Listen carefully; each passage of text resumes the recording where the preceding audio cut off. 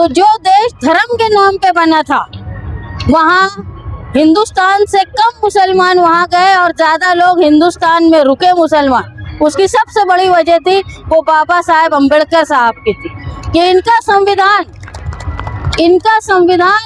लोगों को इतना अच्छा लगा, मुसलमान लोगों को, कि उन्होंने इस्लामी जमहूरिया छोड़ के हिंदुस्तान में बाबा साहेब अम्बेडकर के बनाए हुए संविधान में रहना पसंद किया। और एक ऐसा संविधान उन्होंने बनाया जिसमें हर धर्म को आज़ादी थी, हर धर्म को अपनी मजहबी आज़ादी, हर धर्म को इकोनॉमिकल आज़ादी और हर व्यक्ति की आज़ादी का उन्होंने ख्याल रखा। लेकिन आप देखते होंगे 2014 के बाद से हिंदुस्तान का सोचने का तरीका बदल रहा है और जो छोटी जाति है वो जातियों को तोड़ने का काम, वोट लेने के लिए सबको ये नारा लगा के बोला जाता है बटोगे तो कटोगे, तो बटोगे तो कटोगे, ये बात की जाती। लेकिन जब सरकार आ जाती है तो जात के नाम से लोगों के ऊपर अत्याचार होता है। सबसे ज़्यादा अत्याचार जो है वो दलित समुदाय के ऊपर, मुसलमान समुदाय के ऊपर और पीड़ित वंचित लोगों के ऊपर हो रहा है। इससे हमको अगर बचना है तो हमको हमारे संविधान का इस्तेमाल करना है और संविधान हम सबको समझना है। एक बात ये अच्छी है कि दलित समाज में अब इतना एजुकेशन हो गया है कि वो समझने लगे हैं, लेकिन आज भी मुसलमान समुदाय में ये समझने की कमी है।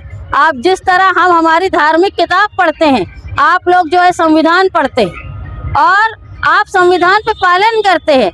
आज अगर हिंदुस्तान में हम मुसलमान और वंचित पिछड़े हुए लोग जी रहे हैं तो वो सबसे बड़ी वजह जो है वो बाबा साहेब अम्बेडकर के संविधान की है।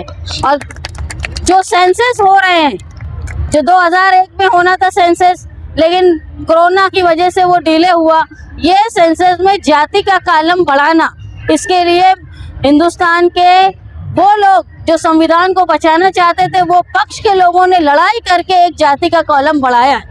अब अगर हम गलती करेंगे, जिस तरह बताया गया कि धर्म के कॉलम में बौद्ध समाज आप लिखे और जाति के कॉलम में जो जिस जात का होगा, मातंग हो, दलित हो, जो उस कॉलम में आता होगा, ऐसा बताया कि 59 जाति आती है, वो उसको आप ध्यान से डालो। लेकिन वे मेन बात जो मुझे समझ में आई इनके भाषण से कि जो हमारे धर्म का कॉलम है उसमें आप लोगों ने डालना चाहिए बौद्ध समाज। और हमारे यहाँ भी आपके भाषण के बाद मैंने ये समझा कि मुसलमान लोगों को भी ये समझ के काम करना चाहिए। अभी जो महासभा आखिरी हुई, मेयर साहबा यहाँ बैठी है, इन्होंने एक महासभा स्पेशल ली जिसमें हमने ये तय किया था कि जो BLOs हैं उसके साथ साथ जो सेंसस में काम करने वाले उनके साथ कारपोरेशन सहायक देगी। सहायक देने का मतलब ये था कि जो उनको आगे का रास्ता बताएगी। तो यहाँ ऐसे लोग हैं the Buddhist Society of India के लोग, आप भी यही काम कर रहे हैं, तो मैं आपसे विनती करती हूँ कि आप ऐसे सहायक लोगों को मिलकर समझाकर या अपने लोगों को सहायक बना के कारपोरेशन की तरफ से जो अच्छी से गाइडेंस करे और जो हमने एक लड़ाई लड़ी है जाति के कॉलम की, उसमें सही मालूमात आना चाहिए। इसके लिए हमको मिलकर कोशिश करना चाहिए। दलित समाज और मुसलमान समाज को अलग नहीं किया जा सकता। आज ये परिस्थिति है कि जहां हम हरा झंडा देखेंगे वहां एक ब्लू झंडा हम ज़रूर देखेंगे। हिंदुस्तान में हर शहर, हर बस्ती में दलित और मुसलमान साथ में रहते हैं और हमारी कोई लड़ाई धर्म की नहीं है। हमारी लड़ाई ये है कि जिस तरह आपको पिछड़ा और वंचित माना जाता है, वैसे ही मुसलमानों को पिछड़ा और वंचित माना जाता है और हमारे लिए हमारा संविधान काफ़ी है। इसलिए हमारे आने वाली पीढ़ियों को भी हमको संविधान से प्यार करना और संविधान को सिखाना बहुत ज़रूरी है। जिस तरह आप सेंसस के ताल्लुक से लोगों को बता रहे, आने वाले दिनों में मैं ये चाहती हूँ कि हर पिछड़े समाज के लोगों को आपको संविधान भी समझाना चाहिए, क्योंकि संविधान वो शक्ति है जिससे हर आदमी आज़ादी से जी सकता है। और जो ऐसे लोग हैं जो 1-2% जो हिंदुस्तान पे राज करना चाहते, उनके सपनों को ठेस पहुंचाने का काम ये संविधान करेगा। मैं ये मानती हूँ कि संविधान हमारी शक्ति है और संविधान हमको जीने का ढंग सिखाता है। और हिंदुस्तान में अगर रहना होगा तो संविधान के साथ रहना होगा, नहीं ये किसी के बाप का हिंदुस्तान नहीं। आपने यहाँ बोलने का मौका दिया, मैं आपकी शुक्रगुजार। मैं बाबा साहब अम्बेडकर के जन्मदिन के अवसर पर मैं 135वें जन्मदिन पर मैं आप सभी को शुभकामनाएं देती हूँ। अस्सलाम। आपल्या सर्वांसाठी रिपीट करतो, या वर्षापासून केंद्र सरकारने जनगणनेची मोहीम सुरू केलेली आहे। जनगणना ही तर 10 वर्षांनी केंद्र सरकार करत असतो, परंतु आपण पाहतो की 2011 नंतर भारत देशामध्ये जनगणना ही झालेली नाही आहे। आपल्या सर्वांची मातृसंस्था भारतीय बौद्ध महासभा तथा the Buddhist society of India यांच्या वतीने या देशातील सर्व बौद्धांना एक आव्हान करण्यात आलेलं आहे की या जातीय जनगणनेच्या कॉलममध्ये आपण काय म्हणून आपला उल्लेख करायचा आहे। भारतीय बौद्ध महासभेच्या वतीने त्या संबंधितली नियमावली जाहीर केलेली आहे आणि नाशिक पूर्व जिल्ह्याच्या वतीने आज आपण येथे या स्टॉलच्या माध्यमातून समस्त जनतेला या संदर्भातील अपील करत आहोत। खरं म्हणजे ज्यावेळेस जातीय जनगणना होते त्यावेळेस सरकारी कर्मचारी हे आपल्या घरोघरी येत असतात आणि आपल्याला आपली माहिती विचारून ती माहिती त्यामध्ये ते भरत असतात। माझं आपल्या सर्वांना चॅनलच्या माध्यमातून आणि इथे असलेल्या सर्व लोकांना आव्हान आहे की आपण आपल्या सर्वांनी जातीच्या कॉलममध्ये आपण ज्या कुठल्या जातीशी संबंधित आहोत, म्हणजे जर शेड्यूल कास्ट अर्थात अनुसूचित जातीमधील असू तर आपण त्याच्यामध्ये जातीचा उल्लेख करायचा आहे। पूर्वाश्रमीचा महार ज्याला आपण म्हणतो किंवा सांबार असेल, मातंग असेल, मदारी असतील, ज्या काही उपजाती असतील त्या जातींचा उल्लेख करायचा आहे आणि धर्माच्या कॉलममध्ये आपण बौद्ध म्हणून उल्लेख करायचा आहे।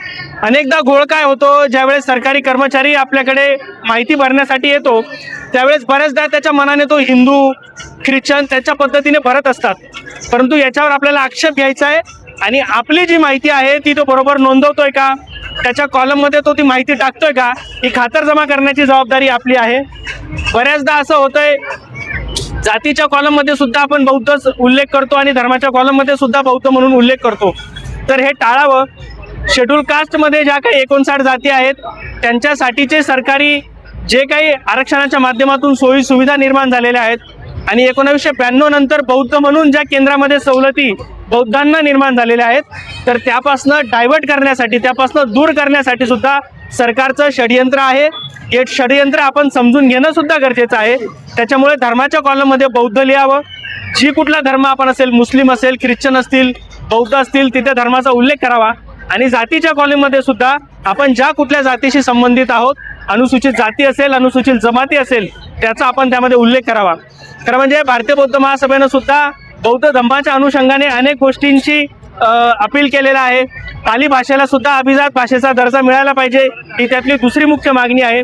गेल्या वर्षी मराठी भाषेला अभिजात भाषेचा म्हणजे जी प्राचीन भाषा आहे, ज्याचा याच्या संस्कृतीशी संबंध आहे, अशा भाषेचा दर्जा मराठी भाषेला दिलेला आहे आणि तो पाली भाषेला सुद्धा मिळावा ही आपली मागणी आहे।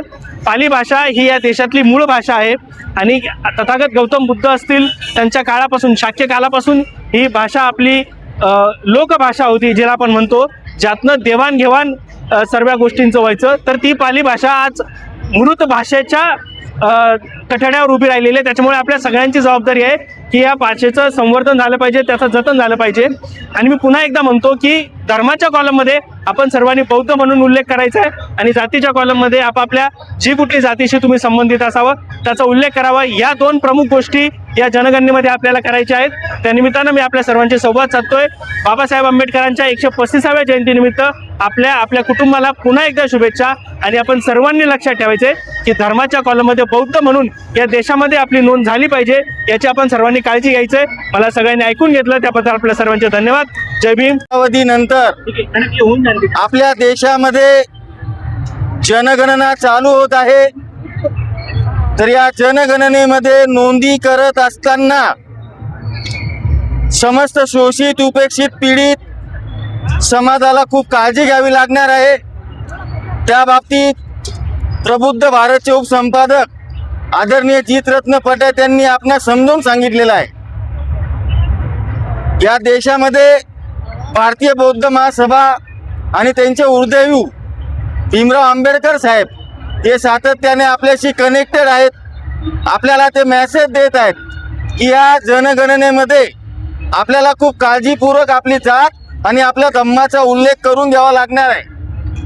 आणि जर तो केला नाही आपण जर गाफील राहिलो तर येणाऱ्या ज्या काही सुख सुविधा असतात शासनाकडनं त्याच्यात मोठी गफलत होणार आहे, आपली फसगत होणार आहे.